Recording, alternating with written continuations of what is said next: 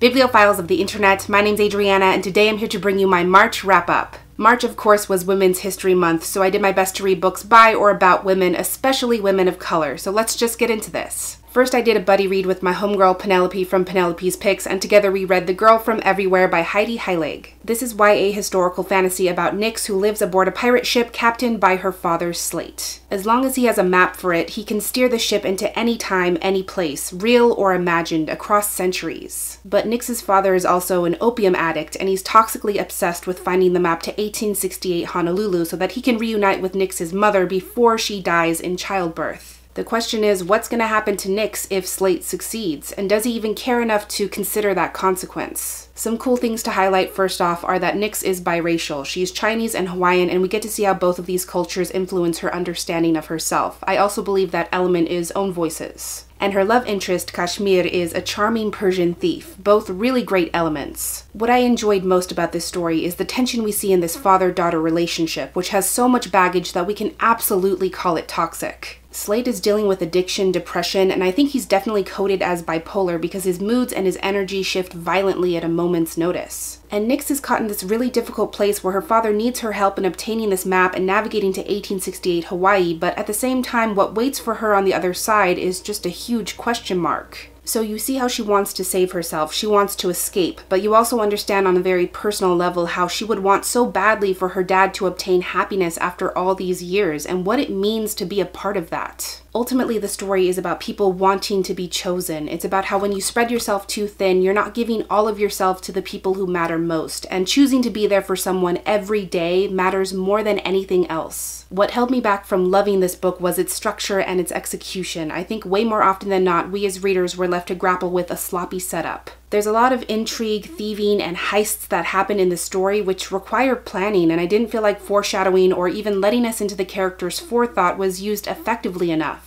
A lot of times things just happened out of the blue, things no one had discussed before or thought about before, and you're left trying to catch up and just make sense of the logistics. It's good to have twists and turns. It's okay when things don't go according to plan. In fact, that's what makes an exciting story, but this felt like being shut out. This was different. So because of the way the events unfolded and the way the story itself was laid out, I ended up settling on 3.5 stars. Then, because I take joy in my own suffering, I once again reread The Song of Achilles by Madeline Miller, and this time I listened to the audiobook read by Fraser Douglas. Fraser Douglas's narration is divine, if I may. I mean, he was really able to capture the earnestness and yearning of Patroclus's character, and I just want to live in his voice. I really have nothing new to say. I've been talking about this book for like 5 years straight, and it's every bit as essential and incredible to me as it was from day one. 5 stars, always 5 stars. Then I read The Wedding Date by Jasmine Guillory. This is a full-on romance book, and one of the perspectives is own voices because this is an interracial couple where, as you can see from the cover design, she is black and he is white. It's about Alexa and Drew, who meet when they're trapped on an elevator together during a hotel-wide blackout. They get to talking, and Drew confesses that his ex and his best friend are getting married that weekend, and he kind of sort of told them he was bringing his girlfriend as his date, but they also kind of broke up. So since they hit it off, would Alexa maybe consider posing as his girlfriend for the next few days? I'm trash for tropey meet-cutes, like the trapped in an elevator scenario, and when you serve that up with a side of fake dating,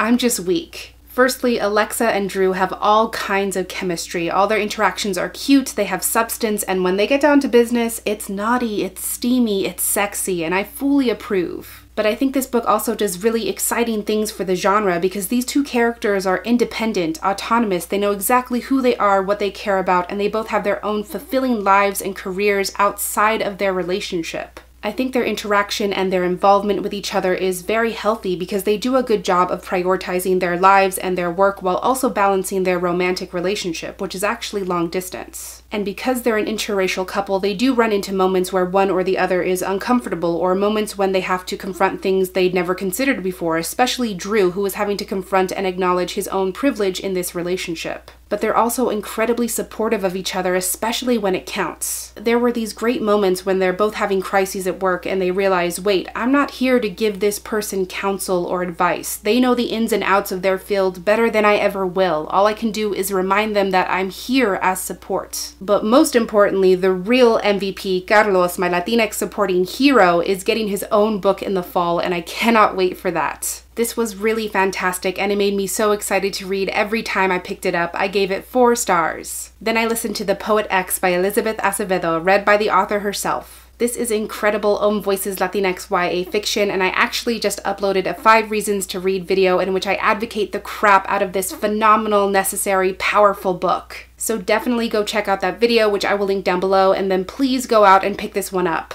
Also, just FYI, this book earned its rightful 5 stars. Then I finally read The City of Brass by S.A. Chakraborty. This is historical fantasy inspired by Islamic mythology about Nadi, an 18th century con woman living in Cairo who doesn't believe in magic but will pretend to use magic in order to swindle nobles. But one day during a con, she accidentally summons an ancient jinn warrior, Dada, which puts a huge target on her back. Now the only place where she might find sanctuary is the mythical City of Brass, which is on the brink of war itself and far from peace. I just have so much respect for powerful, well-crafted fantasy stories that are a complete departure from the basic Eurocentric fantasies we see over and over again. It's refreshing to see something different, to see a story that draws its strength from history, mythology, from an unwavering sense of place and magic. Not only were there truly unforgettable moments, but I think there's something to be said about how this story addresses colonization, especially as a cycle of violence, displacement, and unrest. In Daevabad, the City of Brass, there have been many groups who have fallen in and out of power over the years. One group overtakes another and throws the previous group into shame and destruction, and then a different group comes in and the cycle starts again. It's a much needed reminder that colonization is not something that's ever truly settled. Those who are colonized lose so much, which leads to unrest, which only breeds even more unrest. This journey to find balance, to find a way where everyone is respected, never really ends, especially because ideologies and perceptions are things that constantly evolve and shift. And Nadia is caught in the middle of that struggle because her ability to summon Dada marks her as an ancient entity, a healer of incredible power whose people were believed to be completely extinct. So the current rulers of Daevabad are convinced that if they use her correctly as a symbol, she will help their kingdom achieve that peace. But whose definition of peace, and at what cost? So many people told me I would love this story and that I would kick myself for sitting on it for so long, and that definitely proved to be true. I really enjoyed every day I spent with this book, and I gave it 4 stars. The second to last thing I read in March was my poetry selection for the month, which was Nature Poem by Tommy Pico, who is a queer native poet. First of all, Tommy Pico doesn't exactly write collections of poetry, but instead prefers this stream of consciousness style of poetry where there's no distinction between where one poem begins and the other one ends. So you end up with this modern form of epic poetry, which I kind of love.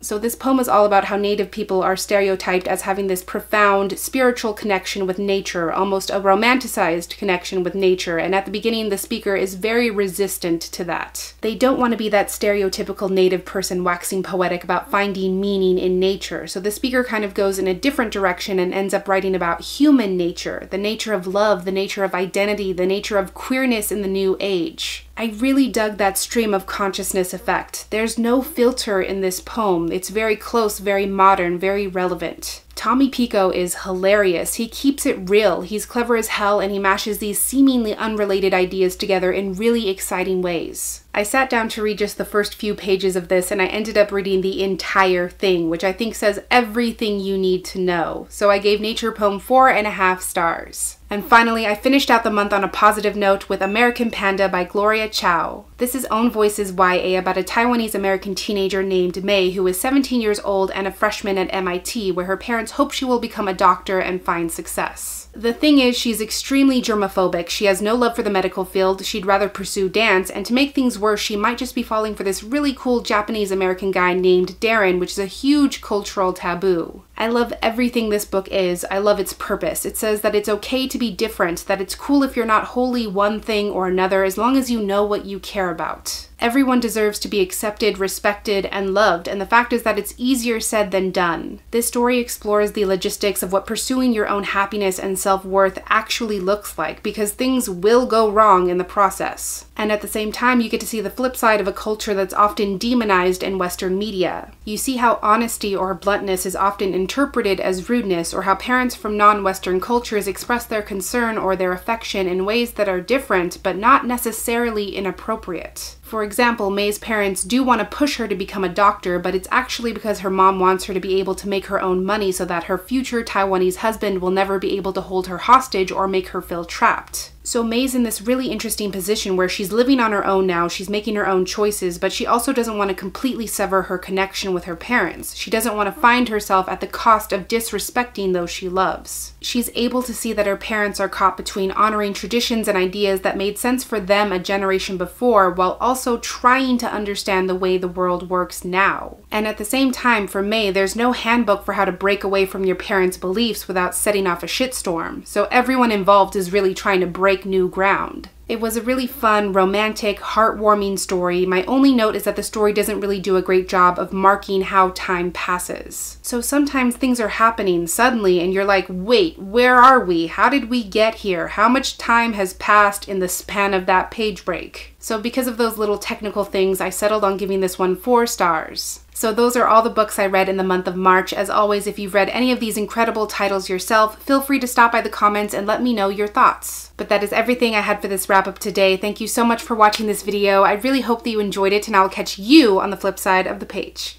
Bye!